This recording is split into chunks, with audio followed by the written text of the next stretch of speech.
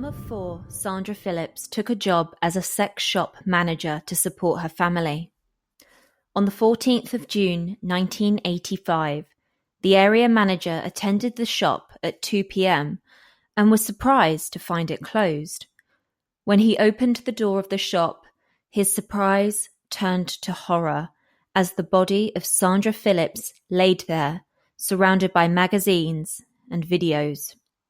She had been sexually assaulted and then strangled. 2 brothers would be arrested and 1 would confess, but not everything is as it seems.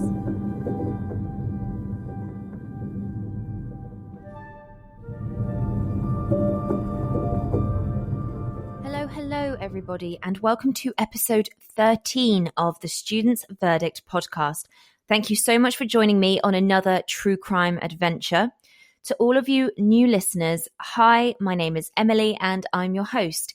If you haven't already, please go and listen to some of our earlier episodes, which include cases such as the disappearance of Marlene Oakes, the missing persons case of Kelly Berg-Dove, the McMartin preschool abuse scandal, and the case of Tina Fontaine. Please follow us on Instagram at the Student Verdict Pod and on Twitter at Student Verdict.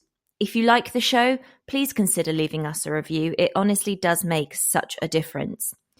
If you don't like us, then please keep your comments to yourselves. Now, before we get into today's episode, I want to tell you about something super exciting, and that is the launch of the Student's Verdict merchandise. Yay! In the first collection, you'll find t-shirts, hoodies, sweatshirts, etc. in a variety of colours with our new logo. And I might be biased, but I'm going to say they're perfect for this spooky season. I'll include a link in the show notes for you to check it out. If you do buy anything, please tweet me a picture at Student Verdict, tag me on Instagram at the Student Verdict Pod, and on the Student's Verdict Facebook page. The final thing I have to tell you before we start is I'm going to ask you to wait until the end of the episode to hear about a very exciting upcoming episode. You aren't going to want to miss this. With all of that said, let's jump into today's episode. Our sad story begins in Swansea in Wales. On Dilwyn Street, there was a shop called The Private Shop because of what it sold. It was a sex shop.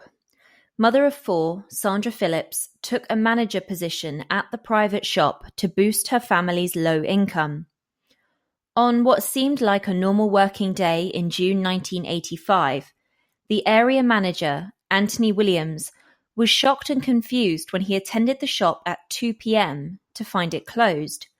He managed to unlock the shop using his spare set of keys, and what he discovered inside was a horrific scene.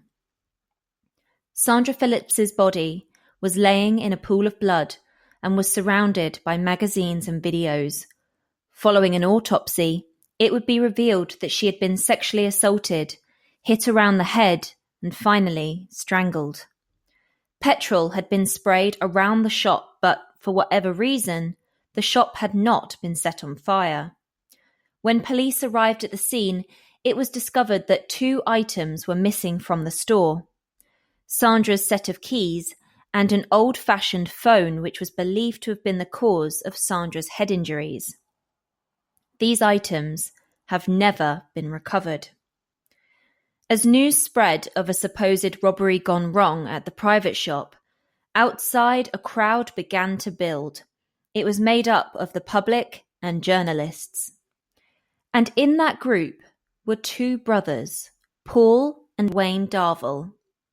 The brothers were homeless and reportedly spent their time drinking cider and staying in hostels. As part of the police inquiry, the 2 brothers, who were known to police for petty crimes, were brought in for questioning regarding the death of Sandra Phillips. Some killers, such as Leopold and Loeb, relived their crimes by returning to the crime scene and by following the investigation. Is it possible that the Darvell brothers were reliving Sandra's murder by attending the crime scene and watching the police and forensic teams work? Or did they just see a crowd and want to know what was going on? So you get an idea of what Paul and Wayne Darvall were like. It was reported that Wayne once robbed a man in the street and took £19 from the man's wallet. He then gave £14 back, saying that he would return the remaining £5 later. That's really strange, right? So with that in mind, police questioned the two brothers regarding Sandra's murder. As the questioning continued, Wayne Darvall began to confess. In fact, he claimed that his brother Paul had murdered Sandra Phillips and he had been a witness. It should be noted that Paul Darvall maintained his innocence throughout the interrogation. The brothers were charged with the murder of Sandra Phillips, and after an 8-week trial at Swansea Crown Court, during which the Crown alleged that it was a robbery gone wrong, the pair were sentenced to life in prison on the 19th of June 1986. The judge recommended that Paul serve at least 20 years and Wayne 15 years. But the case didn't stop there, otherwise this would be a really short episode. So on the 14th of July 1992, having served 7 years of their sentence, the two Darvall brothers were freed from prison. Not because they had served their time, but because the Court of Appeal had quashed their convictions. After a 2-day appeal hearing, the Crown accepted that they were unable to fight the defence's appeal. This was because, during the proceedings, some irregularities came up that just could not be explained away. When the BBC programme Rough Justice took on the case, the Darvall brothers' leave to appeal had already been turned down once in November 1987. But it was Rough Justice who, when looking further into the case, found some shocking quote-unquote irregularities. To start with, there was Wayne Darvall's confession. As part of his confession, Wayne told police that he had taken a St. Christopher's medal off the victim, Sandra Phillips, but it later transpired that she never had one in the first place. He told police that he had stolen a collection box from the shop. However, further inquiries revealed that this collection box had come from a different shop entirely. Finally, Wayne told the police during his confession that he would take them to where the murder weapon was, but no murder weapon was ever found. Something that I thought was quite interesting was that Wayne had been a student at a special needs school. His former teacher, Byron Dole, recalled that as a boy, Wayne was a fantasist who craved attention. His teacher said, quote, "He was forever confessing to things he hadn't done. If he confessed, the teacher's problem was solved and he was happy." A family friend of the Darvalls, John William, told reporters that Wayne had previously confessed to the murder of a dentist, which he had seen on the news, and he had confessed to robberies he had not committed, all because, as the teacher said, he liked to help. Another odd thing about Wayne's confession was that it was strikingly similar to another confession he made to a robbery. When he confessed to both the murder and the robbery, both times Wayne said that it was Paul who committed the crime which he, Wayne, had witnessed. Some of the things he said, down to the words he used, were also strikingly similar. Something else in this case which just didn't make sense was the forensic evidence. You'll remember that Sandra's body was found lying in a pool of blood, with blood spattered around the shop. It therefore would have been nearly impossible for the killer to have avoided getting blood on their clothing. When the Darvall brothers were arrested, police conducted forensic tests on the brothers' clothes. The tests came back negative. No forensic evidence, fibres, fingerprints, blood or petrol traces could connect the brothers to the crime scene. During the original investigation, witnesses told police that they had seen the Darvilles before and after Sandra Phillips's murder, and that both brothers had been wearing the same clothes the entire time. It should be noted as well that they wouldn't have been able to access the hostel in the day, so wouldn't have been able to get changed there. We're going to take a quick break here to tell you about an amazing podcast, Drink, Drunk, Dead, hosted by Emily and Joel. Please give their trailer a listen, and if you give their podcast a listen, which you definitely should, and you're not sure where to start, I recommend the Russian sleep experiment episode. Obsessed with UFOs and extraterrestrials? Convinced there's a chupacabra in your backyard? Is your doppelganger ruining your life? Do you love all things haunting related?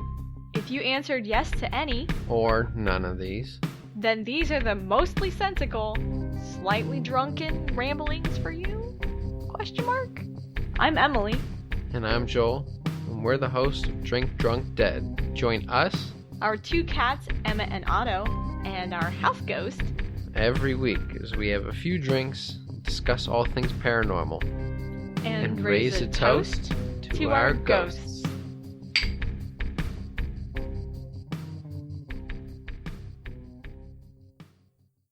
When researching this case, I found myself wondering what makes an innocent individual confess to a crime they know they didn't commit.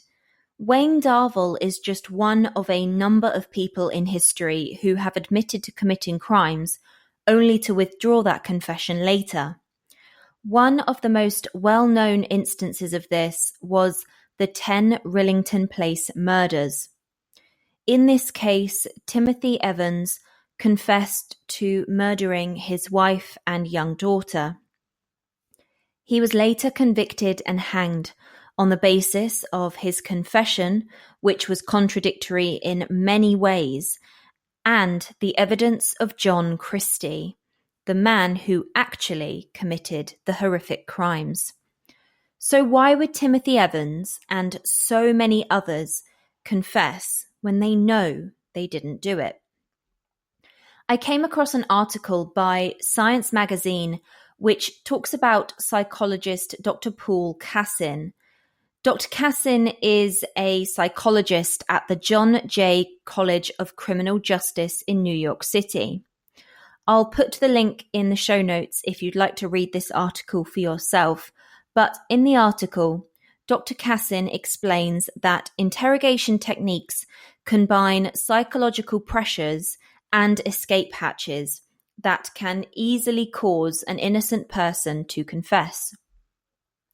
Dr. Cassin states that more than a quarter of the 365 people exonerated in recent decades by the non-profit Innocence Project had confessed to their alleged crime.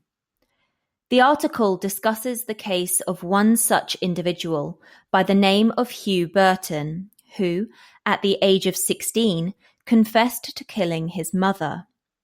While still in shock, having discovered his mother's body, Burton was interrogated by police, and after hours in the interrogation room, he finally told the police what they wanted to hear. He later recanted his confession, but was not released from prison until 20 years into his sentence. Burton's case was the first time someone had been exonerated on the basis of the scientific analysis of interrogation. Discussed in the article are some of the interrogation techniques police adopt when interviewing a suspect. One thing they do is to tell a suspect that they have a witness to the crime, which can cause the suspect to doubt their own version of events. This witness is, of course, fictitious. In another example set out in the article, Marty Tankleff found his parents stabbed in the kitchen. His mother was dying and his dad was in a coma. Police falsely told Tankleff that his father had been able to identify him as having committed the crime before he passed away. This is particularly shocking when you learn that his father died without ever regaining consciousness. Having heard this from the police, Tancliffe confessed to the crimes and wasn't released from prison for 19 years. Another technique used is to tell a suspect that the police were awaiting new evidence, such as DNA evidence. Cassin explained that some desperate suspects looking to get out of the interrogation room as soon as possible would confess to the crime, believing that the evidence would later clear them. Unfortunately, in many cases, this didn't happen, and the individual would be convicted on the basis of their confession. Dr. Cassin identifies factors such as age, substance addiction, and mental impairment, which make individuals quicker to doubt their own memories. Youths are particularly vulnerable as they are very impressionable and intimidated by those in authority, such as police. One study discussed in this article, which I found particularly interesting, was conducted by Dr. Cassin. As part of the study, Dr. Cassin recruited a group of prisoners from the Massachusetts Penitentiary. He asked one half of the group to tell the truth about their crimes on video, and he asked the other half to lie, saying that they had committed someone else's crime. He then showed the videos to two groups. One group was made up of college students, and the other was made up of police officers. Results of the study showed that although neither group was particularly skilled at the art of truth detection, the students performed better than the police. What's interesting is that the police felt more certain about their conclusions than the students. When discussing this, Dr. Cassin said, quote, "That's a bad combination. Their training makes them less accurate and more confident at the same time." According to the Science magazine article, in 2012, Dr. Cassin and his colleagues published an analysis of 59 false confession cases from the Innocence Project. 49 of those involved other mistakes, such as eyewitness errors and mistaken forensics, a far higher proportion than in non-confession cases. While we're on the topic, here are some suggested reforms outlined in the article aimed at trying to overcome this issue. Firstly, it suggested that all forensic science should be blind, meaning the scientists should conduct their tests without any knowledge of the suspects. Another suggested reform is to prohibit the police from lying and to limit the duration of the interrogations. A simple yet effective reform would be to record all interrogations from start to finish. In the UK during the 1990s, there was a series of false conviction scandals. The police therefore moved to a system designed to, quote, "identify cognitive load, which can lead liars to stumble as they try to keep their stories straight." Police also record the entire interview, pausing only whilst a solicitor has a private consultation with their client. If you didn't know, I am police station accredited, meaning I can represent someone who is being interviewed by police. So I know about this. The interview is recorded on 3 discs generally. So the first disc is a working copy for the police. The second will be made available to the defence if the case should proceed to court. And the third is a master copy opened only if a judge so directs. The aim of this was to make the interview transparent. In Dr. Cassin's office, a poster hangs showing 28 faces made up of men, women, adults, adolescents, white people, black people, Hispanic people. And the message of the poster is this, quote, "Look at how many different types of people there are, all of humanity. And what they have in common is that they all gave false confessions. There's no one kind of person who can give a false confession. It can happen to anybody." The irregularities that we spoke of earlier were raised before the Court of Appeal. The evidence of doctored confession statements and notes, and that of suppressed scientific evidence, was enough for the court to quash the brothers' convictions. Lord Justice Taylor, sitting with Mr. Justice Thomas and Mr. Justice Judge, told the court that the appeal would be allowed and the men freed. Outside the court, the brothers were reunited with their two other brothers, Robert and Derek. It's reported that Wayne Darvell didn't hold any animosity, saying, quote, "We have been waiting for this moment for a long, long time. I am very pleased it has come at last. I would like to thank everyone who has stood by us, family, friends, and lawyers." Paul Darvell added, quote, "It's great to be free. We can't wait to get home. I lost my hair through all the stress. I just want to go and have a pint of shandy. It's been a long time." In a statement, the Chief Constable of South Wales, Robert Lawrence, said he deeply regretted the wrongful convictions and promised that the murder inquiry would be reopened. But that wasn't it. In light of the shocking revelations at the Darvells' appeal hearing, an inquiry was launched into all the records held at Swansea Police Station. Using ESDA testing, a specialised piece of equipment used to reveal indentations or impressions in paper, the police found that the detectives' notes from the interrogation of Wayne Darvell were not contemporaneous notes, as had been claimed. The notes hadn't been written until long after the interview, and the original notes had actually been destroyed. One detective who took part in the interview continued to claim that the notes were written up immediately after the interview. That was until it was found that he wrote the notes from the interview in a pocketbook he wasn't issued until 2 months after the interview. It was also found that important facts were kept from the defence during the course of the Darvells' case. For example, the defence was not told that the examination of a palm print in blood actually excluded the brothers. It's alleged that the then head of South Wales CID ordered the fingerprint experts to stop further work on the print, and the photos and negatives were subsequently destroyed. The defence was also not told that the police had secretly taped the brothers talking in their cells. It was said that detectives had ignored warnings from 2 local uniformed officers who tried to explain that Wayne Darvell had a history of confessing to things he hadn't done. As his teacher said, Wayne had a desire to please, and so would name himself and others in crimes if it earned him favour with the police, who he viewed as being in authority.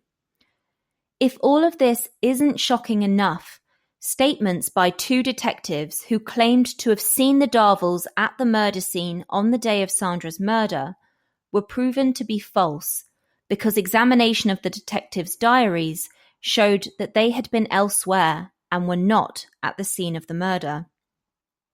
Finally, it's alleged that detectives planted an earring in the police car that took Wayne Darvell to the police station.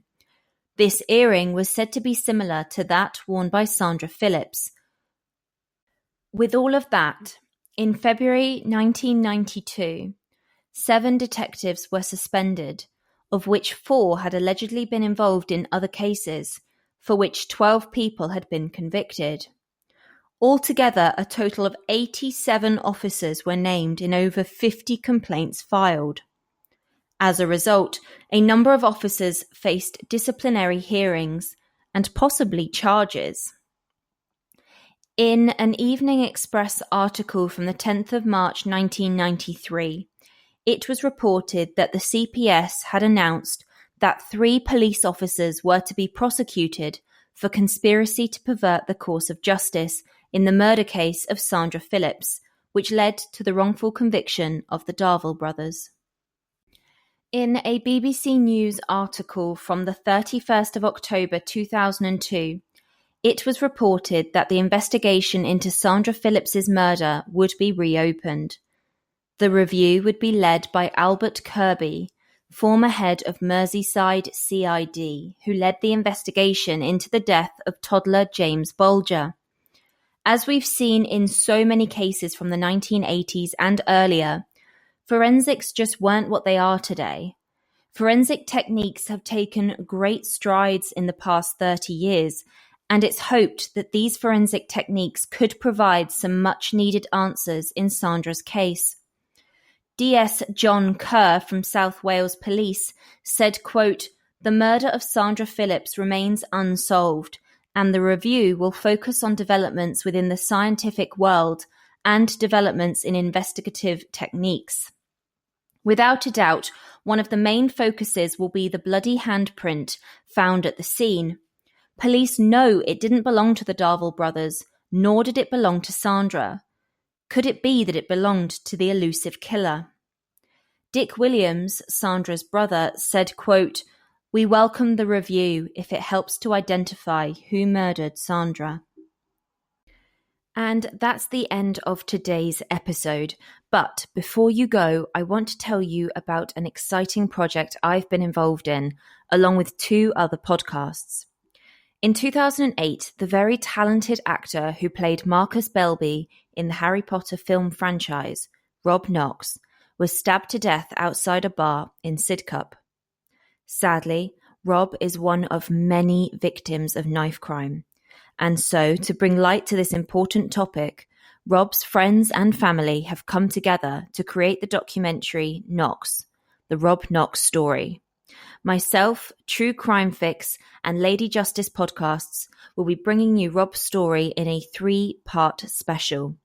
Join us on the 22nd of October 2020 as we discuss who Rob was, the night he died, and the trial of his killer.